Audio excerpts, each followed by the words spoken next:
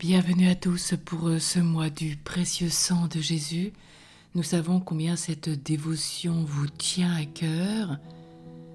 Alors vivons-la ensemble en communion pour implorer ce précieux sang de Jésus qui bouleverse nos vies. Oui, c'est bien ce mois de juillet qui lui est consacré de façon plus particulière.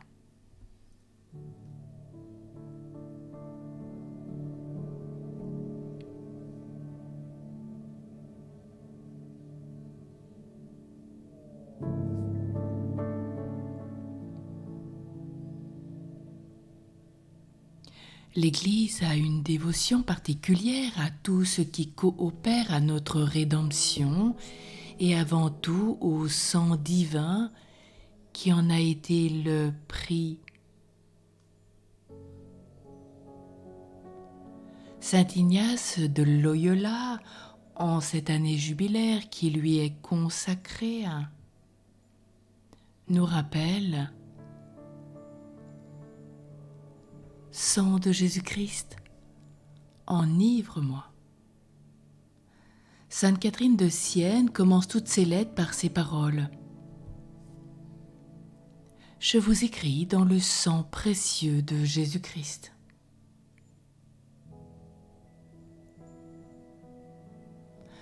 La religion tout entière est cette mémoire permanente, perpétuelle, ce cri du sang de l'agneau qui efface les péchés du monde.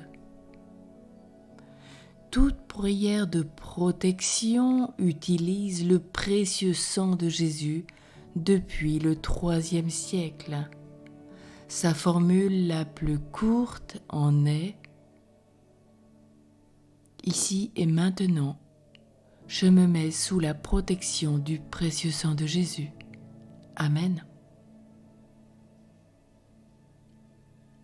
Cette dévotion est le résumé de toute la foi, de toutes les prières. C'est encore saint Ignace qui nous dit: Ô sang de Jésus-Christ, enivre-moi, ô qui sort de son côté, lave-moi. Passion de Jésus-Christ, purifie-moi. La chair et le sang divin de Jésus sont notre continuelle réparation. C'est pourquoi ils sont incessamment offerts par l'Église dans le saint sacrifice de l'autel. Parce que cette offrande est la seule satisfaction pour les crimes du monde que le Seigneur puisse accepter. La très sainte Eucharistie est le seul remède à nos maladies, est le seul aliment qui puisse entretenir la vie de nos âmes.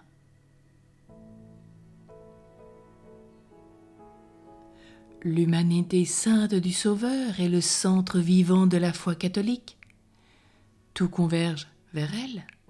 Rien ne va de la terre au ciel et du ciel à la terre que par elle. Cela s'est vu surtout aux époques les plus désastreuses, à celles où l'hérésie et l'impiété ont fait les plus grands ravages.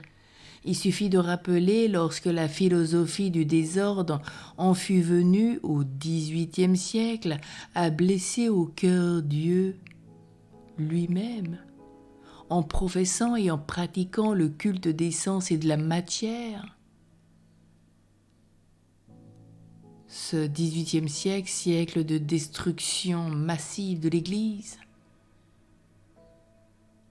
Jésus-Christ, comme pour faire compensation aux crimes, aux vices de cette déplorable époque, révéla toutes les richesses de son cœur que nous avons vues le mois passé à une religieuse qui s'appelle Sainte Marguerite Marie, dans un cloître obscur de la France, à Paray-le-Monial, devenue aujourd'hui cette France aussi, comme à l'époque, un foyer d'impiété et de corruption. Et voulut pour ce cœur dont les hommes niaient l'amour, des adorations plus profondes à mesure que le mal était plus profond. C'est l'océan de la miséricorde, c'est le sang rédempteur du Christ que des miracles nous invitent à venir adorer. Ayons confiance dans le sein de notre Seigneur pour arrêter la main de Dieu levée sur les peuples, pour guérir aussi les malades de notre sang vicié par la chute originelle.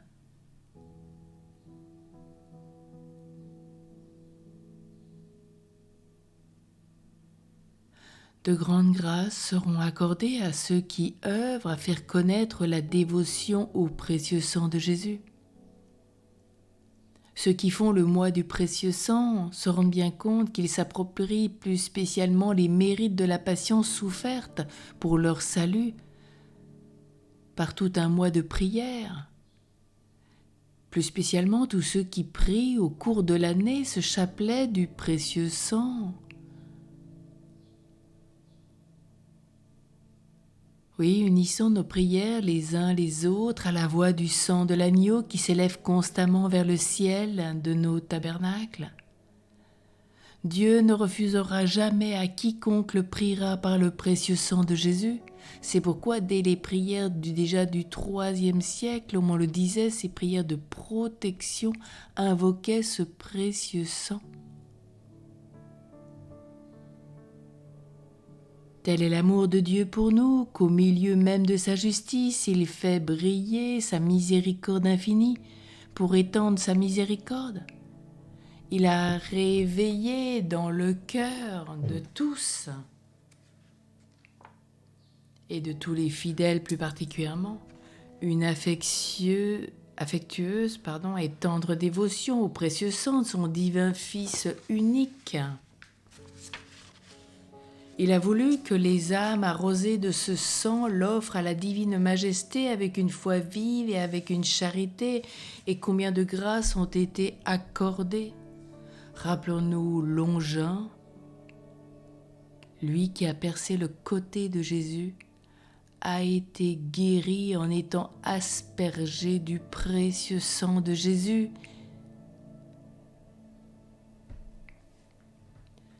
L'excellence d'une telle dévotion est clairement démontrée par les prophètes qui, dans l'Ancien Testament, parlent admirablement de ce sang adorable. Rappelons-nous la sortie d'Égypte, les linteaux protégés par le précieux sang de Jésus.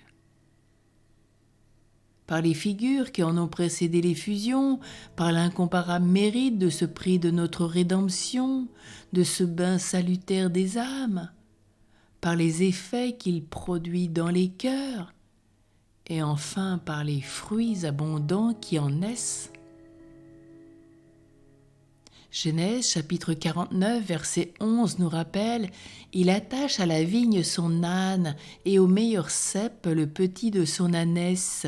Il lave dans le vin son vêtement et dans le sang des raisins son manteau. »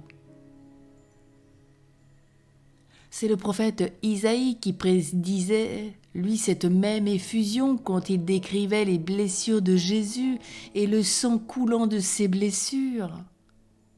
Il invitait les hommes à venir puiser dans la joie de son cœur les eaux de la miséricorde et de la grâce.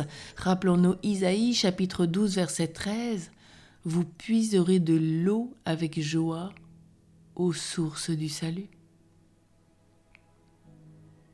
Ce sang est la fontaine que contemplait en esprit le prophète Zacharie et dont il disait « En ce jour-là, une source sera ouverte pour la maison de David et les habitants de Jérusalem, pour le péché et pour l'impureté. »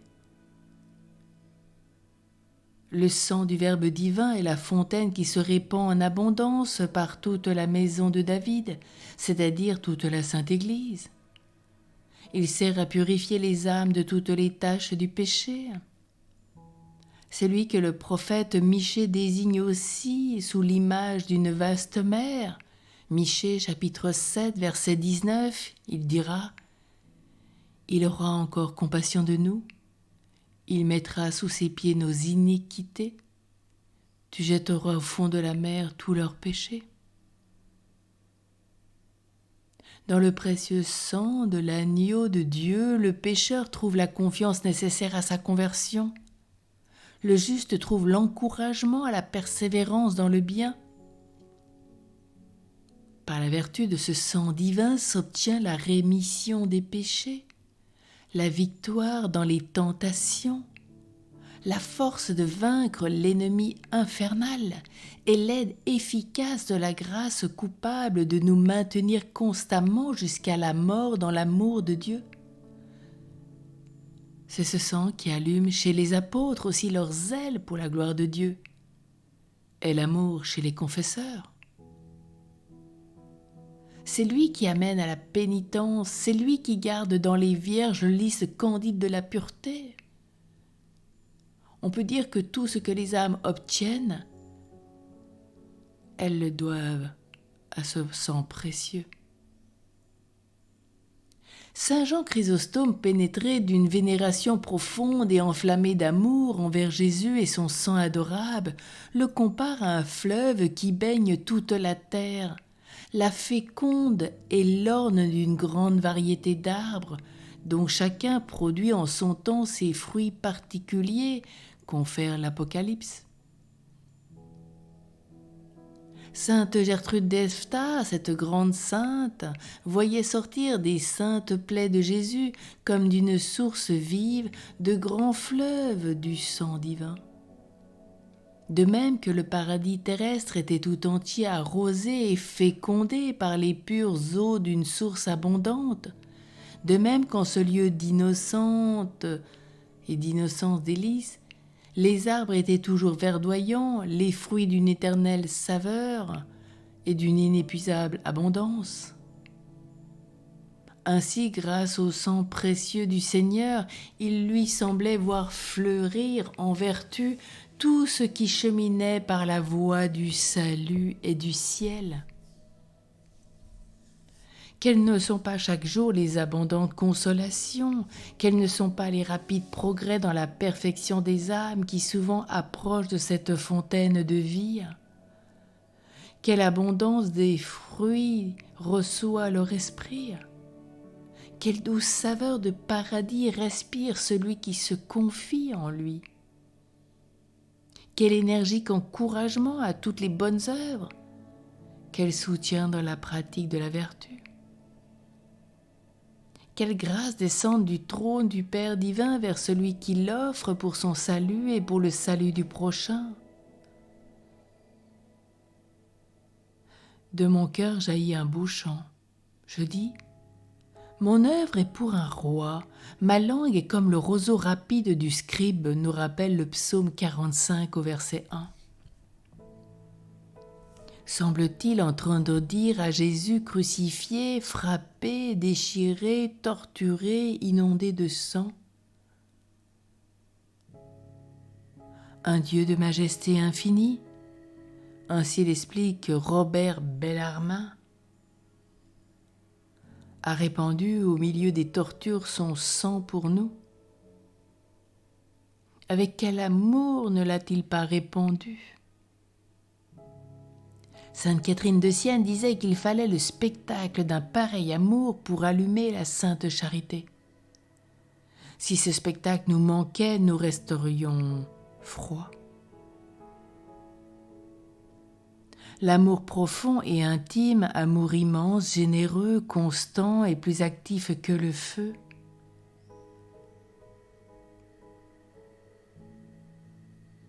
Disons en un mot que par le moyen de ce sang, nous avons été rachetés de l'esclavage du démon, délivrés de l'enfer.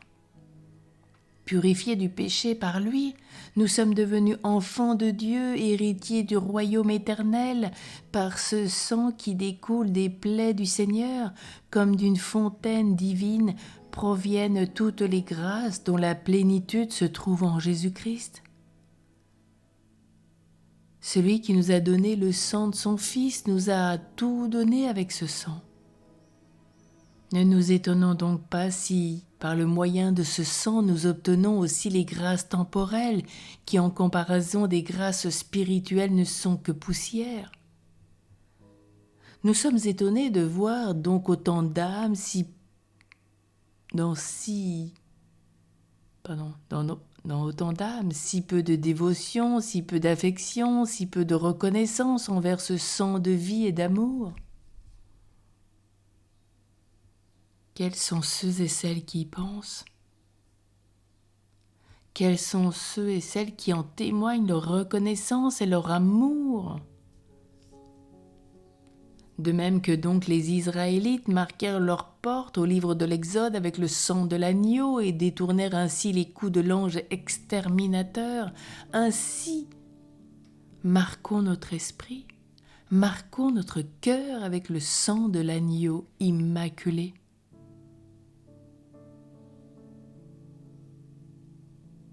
Oui, alors renouvelons notre dévotion au précieux sang de Jésus. Renouvelons tout notre être dans ce mystère eucharistique.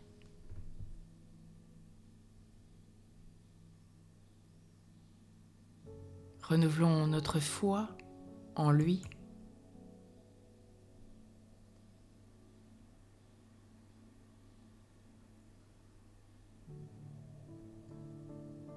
Oui, ô et saint, venez changer nos vies. Ô sang du Christ, enivre-nous.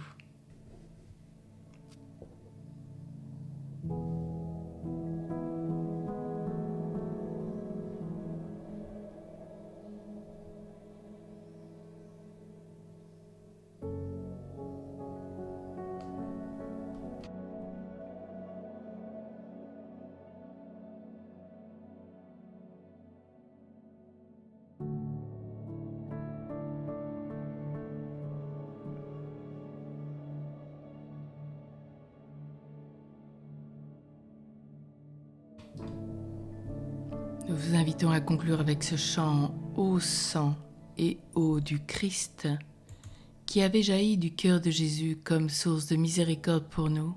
Nous avons confiance en vous.